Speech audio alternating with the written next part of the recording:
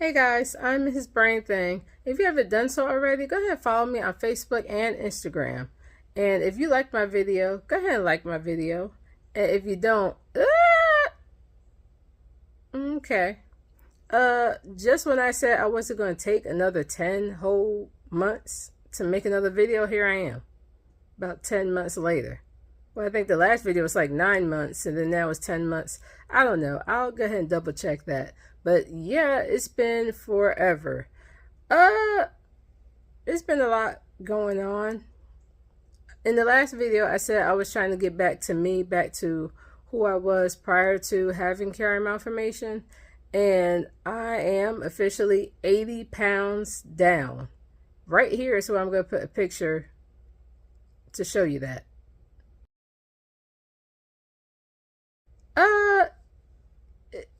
I've only been doing low carb diet, so I've been low carb diet. I've been trying to exercise a little bit, but I'm also a teacher, so that hasn't been going. It hasn't been as consistent as I would like it to be, but honestly, I feel great. It feels good to be where you want to be, to a place where you're the most confident. So yeah, it's been a good year for me as far as that's concerned. Even health wise, it's been a really good year. I told you guys I've been going up to Atlanta to check on my optic nerves and all that good stuff, and to make sure there's not so much fluid on my brain that is affecting my optic nerve, because that can cause blindness. So yeah, my optic nerves has been doing really good. I'm still seeing him in Atlanta. I believe my next appointment is in December, just like my last video. Yeah, my next appointment is in December, and I'll go back to see him, and he could check everything, check the works.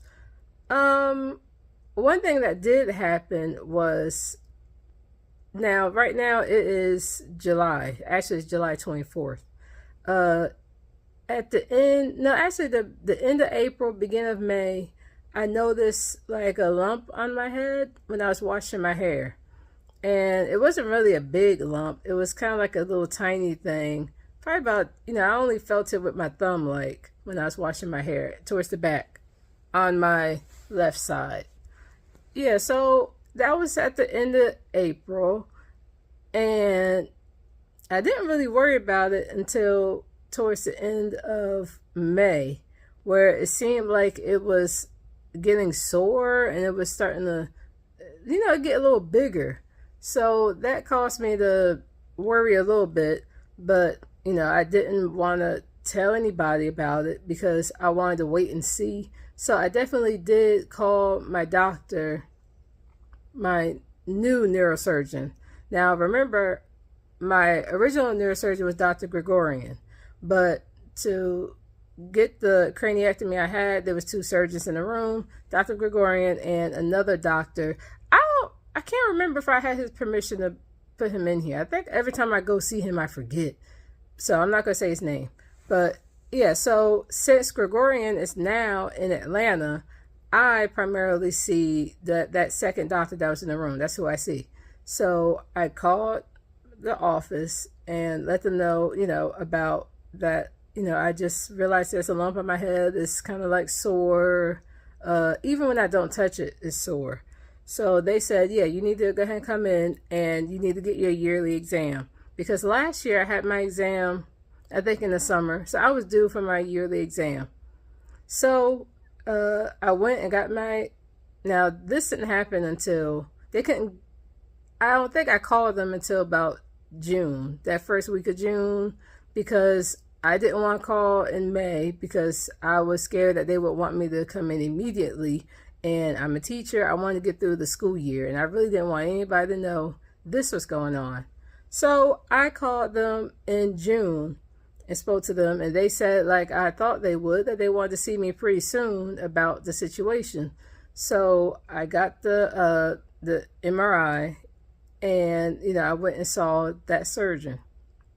So when he looked at the scans, now let me go back. The lump I noticed it kind of like, it's not where the incision, you know, now if you're imagining, the incision is in the middle of my head, right?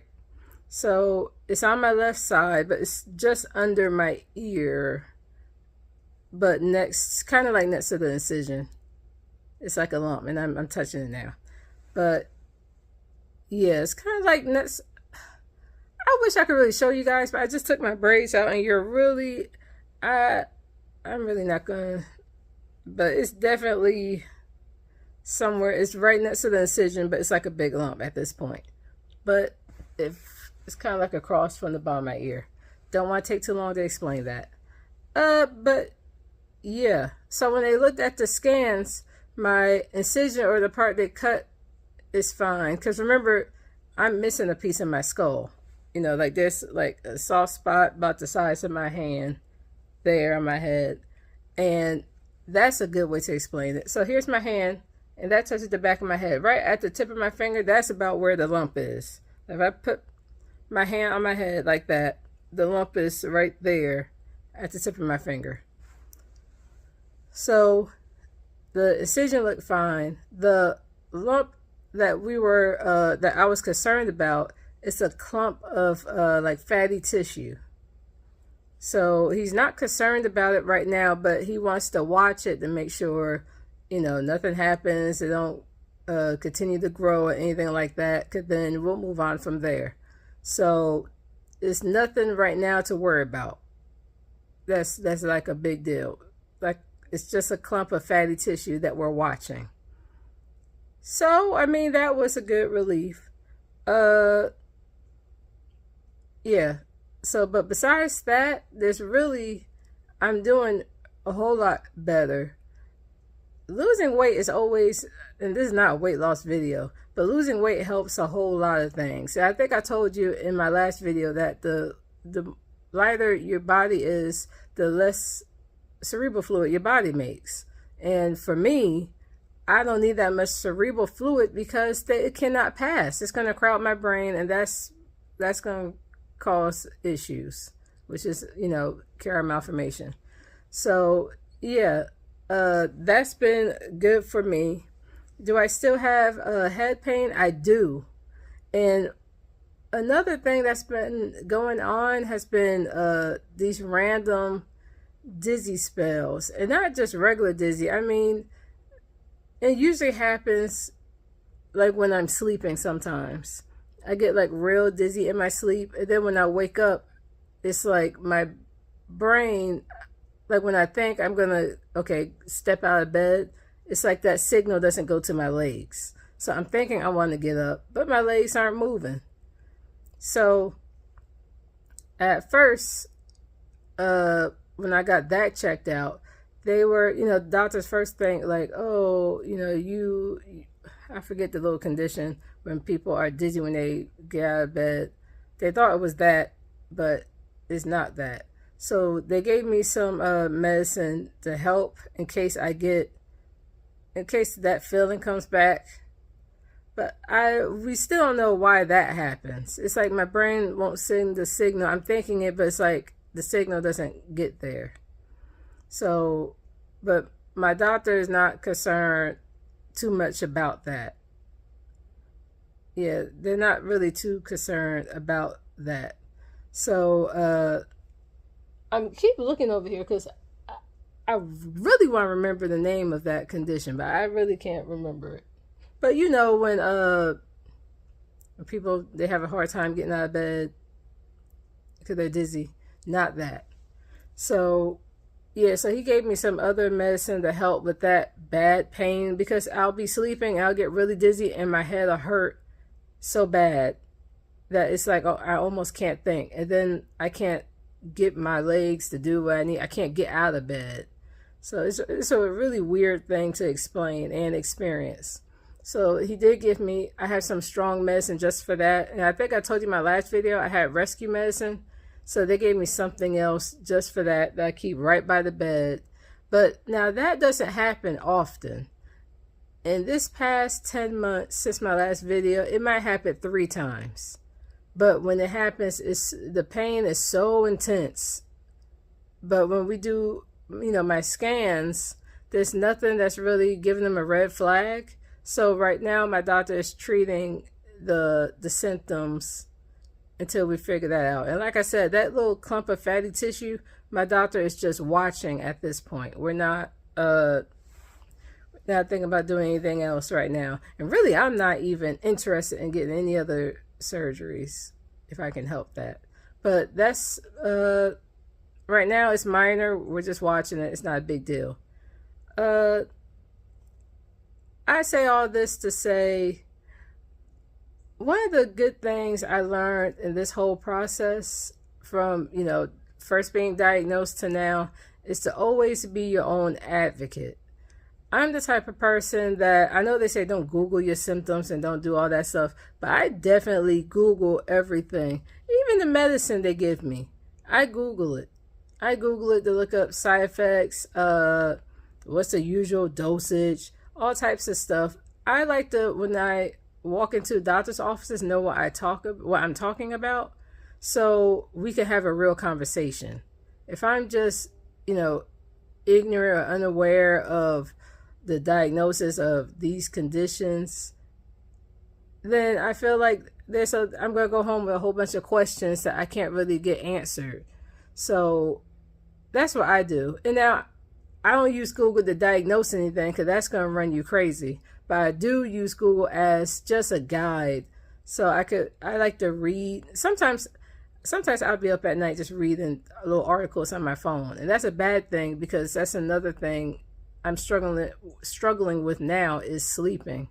But I read a lot. I'll read things over and over. So once I get to a doctor, I can have a real good, intelligent conversation with them about my symptoms, about what type of tests I think I might need. I'll even talk to them about some medicines that I take. Like I actually just came from the doctor today for something completely different. That's not brain-thang related, something completely different. But I was telling him, I asked him, I said, hey, does this medicine cause headaches? Or does it, cause, like headaches, brain pain, and stuff like that? And he was like, oh, well, that's an interesting question to ask, for what I was trying to treat. And I said, I just researched the condition, and, I looked at different medicines to treat the condition, and some of them do cause really intense headaches, and that's something that I can't have right now, or ever. So, and he was happy that we was having that type of conversation. Know what you're talking about when you go to a doctor. If you're somebody and you're going to a doctor for, I don't know, wherever you're going for, and the medicine causes weight gain, and then you might not want to gain weight, it would be helpful if you kind of like knew that. And I'm blessed with, what I did was, what I learned through this process is surround myself with doctors I can trust. And so right now I'm blessed to be surrounded by doctors that I trust because I made sure of that. Prior to all this, you would just call doctors. Sometimes I call the doctor and say, hey, I want to go to the doctor for, allergies. And sometimes you see the doctor, sometimes you see whoever, the nurse practitioner, whoever. And, I love nurse practitioners. But I want to be with somebody I trust. So if I trust this particular nurse practitioner, that's the only one I want to see. Or if I trust this one doctor, or, the doctor and his nurse, that's who I want to see. So that's what I strategically done since having Chiari malformation. That's the one thing I learned, is to be your own advocate. And so if I don't really like you like that, if I don't trust the words that's come out your mouth, or if I have questions and you really don't want to answer it, or I'm bothering you, I definitely go ahead and find somebody else. And if you diagnose me with anything, I'm definitely going to get a second opinion. That's period. That's just something I also became accustomed to. So this journey has definitely grew me as a person, as an adult. you know, just to make sure that no matter what, my health is in my hands. You go to a doctor to consult them and get your medicine and all that stuff because they're the professionals. But at the end of the day, you have to make that decision. I still have to take those medicines or get the procedure done. So it still comes down to you, and you have to make the wisest decision and pray about it and do whatever you have to do. But definitely be your own advocate. If you don't like somebody, don't see them. Do not see them. But this year has been good, health-wise, even career-wise. I think I'm in a different place. I'm still teaching, but you know, with any job, the further you get into it, well, it should be any job, something you really want to do. You know, the deeper you get into it, the more you love it. So life is really good for me right now. Yeah. So the next time I see my neuro-ophthalmologist will be in December, and he'll check my optic nerve. He'll check how the cerebral fluid is flowing in my brain, check my peripheral vision, check all that good stuff to see exactly where I'm at. I think I'm doing okay. I see my regular eye doctor actually tomorrow because I think I just need stronger glasses. But besides that, yeah, on that end, but as far as the neuro-ophthalmologist, I think I should be fine. So I'll see him in December. I plan on doing videos maybe every 6 months. Well, put it like this, update videos every 6 months because I'm doing okay. Like I said, besides the tissue that's this whatever, the fatty tissue, that lump, that little, and it's just painful without even touching it. But like, it's not a big deal because it's just something we're watching. But besides that, I think every 6 months might be a good plan to make videos. I say this in every video because I mean it. Thank you guys for always checking on me and all that. And really, follow me on Facebook and Instagram because most of you guys who contact me do contact me through Instagram more than Facebook. You guys mostly contact me through Instagram. I have some people who contact me on YouTube, and I do receive those notifications, but I feel like I get to them faster on Instagram, maybe because I'm on there more. But if you follow me on those two places, you'll get a lot more updates than you do probably on YouTube videos, because if I don't have an update, I'm not going to make the video. But lately, that has not been the case. It's just been, I've been tied up, busy, and every time I say I'm going to make a video, something happens.